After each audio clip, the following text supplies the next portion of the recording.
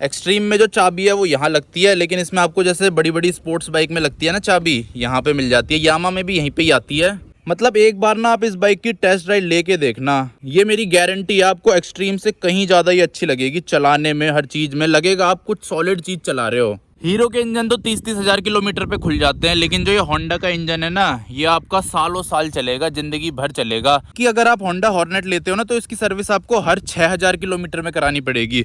वहीं आप एक्सट्रीम लेते हो तो उसकी सर्विस आपको हर 3000 किलोमीटर या फिर 3 महीने में करानी पड़ेगी। तो स्वागत है यार आप सभी का एक और नई वीडियो में। सामने खड़ी है अपनी ब्रांड न्यू हॉर्नेट 125। और यार इस वीडियो में मैं आपको कुछ ऐसी तगड़ी तगड़ी चीज़ें बताने वाला हूँ इस हॉर्नेट 125 की, जो कि आपको इंटरनेट में अभी के टाइम पे ना देखने को नहीं मिलेगी। क्योंकि इस बाइक के बारे में ना अभी ज़्यादातर लोगों को पता ही नहीं है। इसके फीचर्स, इसकी चीज़ें, फीचर्स तो वैसे पता ही होंगे, लेकिन और भी बहुत सारी चीज़ें हैं जो लोगों को नहीं पता और वो नहीं बता पा रहे। तो वही चीज़ मैं आपको बताऊँगा इस वीडियो में। तो सबसे पहले तो यार इसका लुक देख लो, कितनी ज़्यादा तगड़ी लगती है यार ये बाइक। मन करता है बस देखता ही रहूं, इसे देखता ही रहूं जिंदगी भर।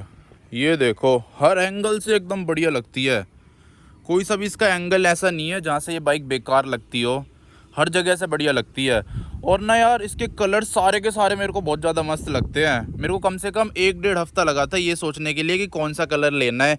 मेरे को ये रेड भी पसंद आ रहा था और ब्लू भी पसंद आ रहा था। वैसे मेरे को लेना ब्लू था, लेकिन ब्लू मेरे को मिल नहीं रहा था, इसलिए मैंने फिर रेड ले लिया। तो इस वीडियो में ना मैं आपको वो फीचर्स बताऊंगा जो इस सेगमेंट में, इस प्राइस में और कोई बाइक नहीं दे रही है अभी के टाइम पे मार्केट में, चाहे वो एक्सट्रीम हो या फिर रेडर हो। तो सबसे पहली चीज़ है कि इसमें आपको यूएसडी फोक्स मिलते हैं अपसाइड डाउन, जो कि देखने में बहुत ज़्यादा तगड़े लगते हैं, गोल्डन कलर के। ये वाले सस्पेंशन आपको किसी भी बाइक में नहीं मिलेंगे इस वाले प्राइस सेगमेंट में। और इसके जो सस्पेंशन है ना, वो भी काफ़ी ज़्यादा मोटे मोटे हैं, जिसकी वजह से बाइक बहुत ज़्यादा बल्की सी लगती है, देखने में बहुत ज़्यादा तगड़ी लगती है। ये देख लो। उसके अलावा दूसरी चीज़ है, इसमें आपको पेटल डिस्क मिलती है, नॉर्मल डिस्क नहीं मिलती। जैसे एक्सट्रीम 125R में ना आपको नॉर्मल डिस्क मिलती है, लेकिन वो थोड़ी बड़ी है। इसकी डिस्क थोड़ी छोटी है, लेकिन ये पेटल डिस्क है, तो जिसकी वजह से इसकी परफॉर्मेंस आपको अच्छी मिलती है। ये गर्म नहीं होती जल्दी से। पर ये लगा लो परफॉर्मेंस बराबर ही है एक्सट्रीम और इसकी ब्रेकिंग की। दोनों में आपको फ्रंट में डिस्क ब्रेक मिलती है और पीछे ड्रम ब्रेक्स मिलती है। और दोनों में आपको सिंगल चैनल ABS मिल जाता है, जो कि बढ़िया काम करता है दोनों में ही। क्योंकि अपने पास यार एक्सट्रीम भी है 125R, जो कि हमने अभी 15-20 दिन पहले ही खरीदी है, और ये हमने खरीदी है 4 दिन पहले। तो दोनों बाइक का मेरे को एकदम अच्छे से पता है। पहले मैं भी ना एक्सट्रीम ही लेने वाला था, उस टाइम ये लॉन्च नहीं हुई थी, लेकिन इसको देखने के बाद, इसको चलाने के बाद इससे मेरे को प्यार हो गया। अगर आपको एकदम अच्छे से पता लगाना है ना दोनों में डिफरेंस क्या है, तो एक बार टेस्ट राइड लेके देखना। ये फील होती है कुछ सॉलिड चीज़ चला रहे हो आप, लेकिन एक्सट्रीम में वो मज़ा नहीं है। वैसे इंजन वगैरह उसका भी बढ़िया है, वो भी भागती मस्त है, लेकिन इसके सामने वो थोड़ी नीचे रह जाती है। पर ये है कि वो सस्ती भी आती है इससे। तो अगर आपका बजट थोड़ा टाइट है, आप बजट नहीं बढ़ा सकते, फिर तो आपको एक्सट्रीम ही लेनी चाहिए। लेकिन अगर आप थोड़ा बजट बढ़ा सकते हो 8-9 हज़ार रुपये, फिर तो ये वैल्यू फॉर मनी चीज़ है।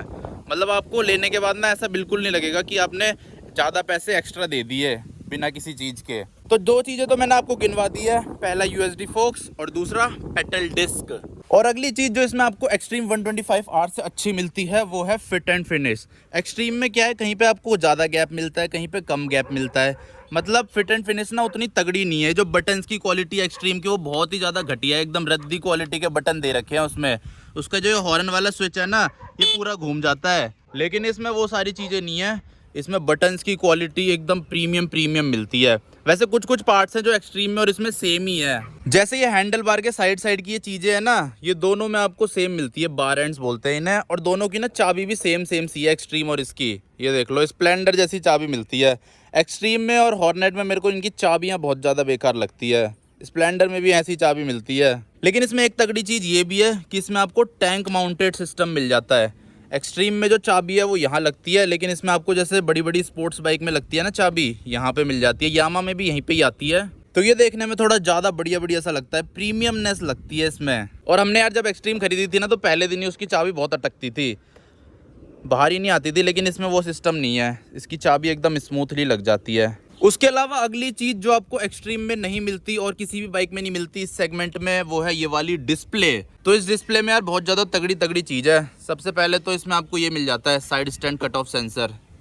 स्टैंड हटाते ही देखो हट गया ना सिंबल उसका। तो इसका मीटर दिखाता हूँ आपको एकदम अच्छे से आज। ये इसके बटन है, यहाँ से ये कंट्रोल होता है।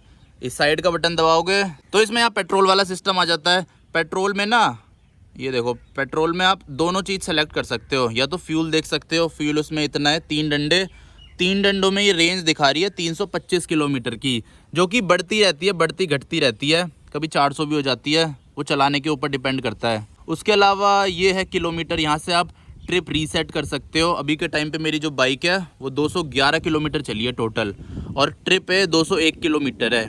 ये वो है जब मैंने टैंक फुल कराया था इसका ऑटो कट तक, तब से ये 201 किलोमीटर चली है, बाकी टोटल ये 211 चली है।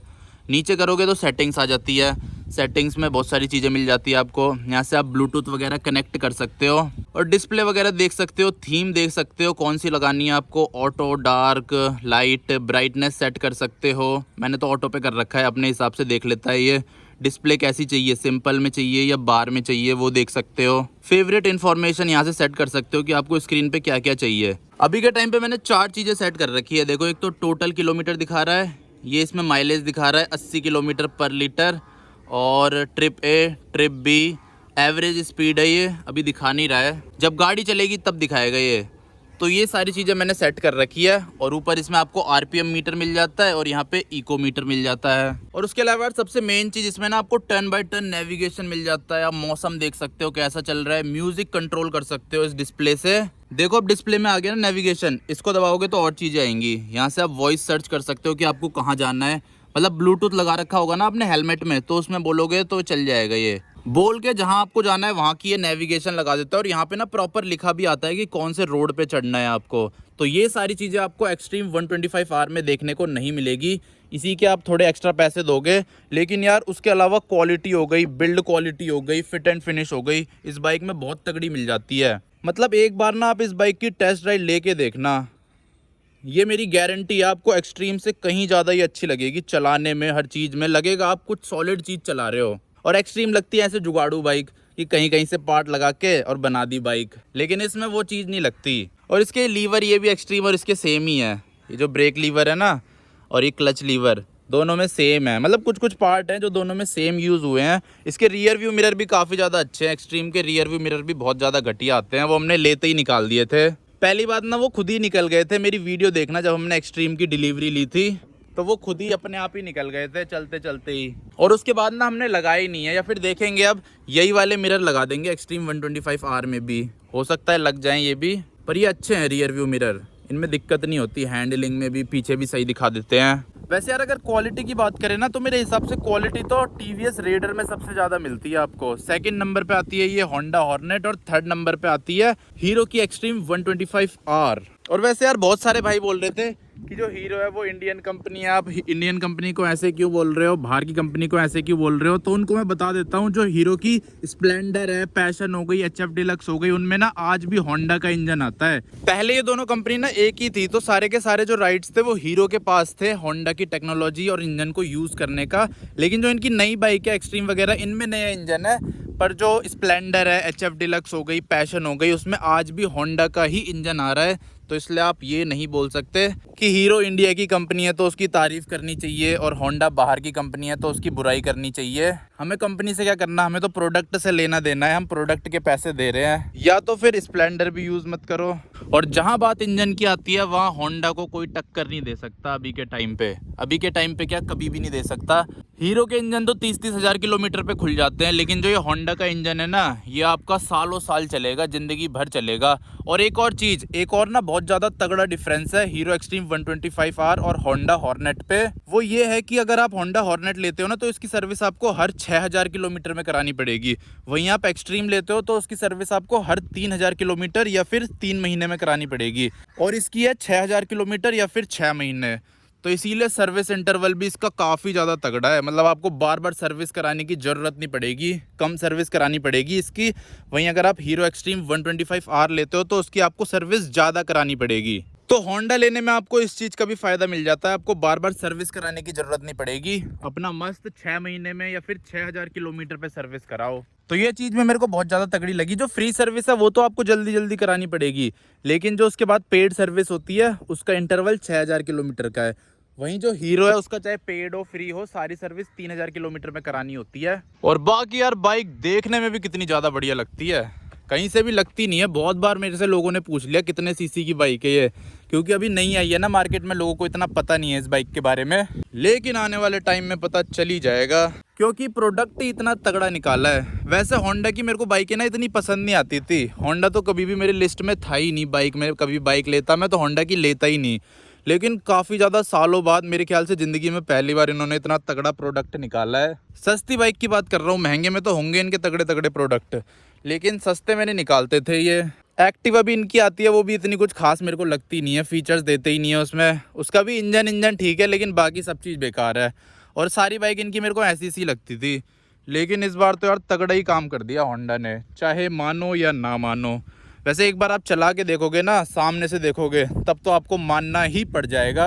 और ऊपर से इसमें आपको इंजन काउल भी मिल जाता है कंपनी की तरफ से, बाहर से आपको लगवाने की ज़रूरत नहीं पड़ेगी। लेकिन इसमें ना वो नहीं मिला मेरे को, लेग गार्ड, वो मेरे को बाहर से लगवाना पड़ेगा। तो बस यार यही सारी चीज़ें हैं जो आपको एक्स्ट्रा मिलेगी अगर आप एक्सट्रीम पे 8-9 हज़ार रुपये एक्स्ट्रा देते हो। और मेरे हिसाब से तो वर्थ है देना। कभी भी आपको ज़िंदगी में ऐसा लगेगा नहीं कि आपने ज़्यादा पैसे भर दिया, आपको कम पैसे भरने चाहिए थे। एक बार लुक देखो। और अगर ये कलर आपको पसंद नहीं है तो ब्लू ले लो, ब्लैक ले लो।